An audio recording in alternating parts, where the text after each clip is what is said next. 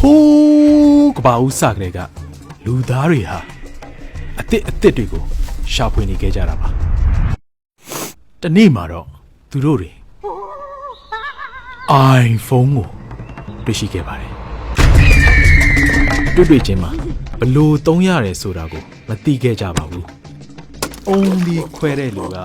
ခွဲတယ်ဖုန်းနှလုံးကိုပုတ်ပြီးတော့ဒီမွေးတဲ့လူကမွေးတယ်လက်နက်တစ်ခုလို့တုံးပြီးအမဲလိုက်တဲ့လူကလိုက်တယ်ဒီလိုတွေတုံးနေမှာတော့ဖုန်းမှန်ကွဲပြီပေါ့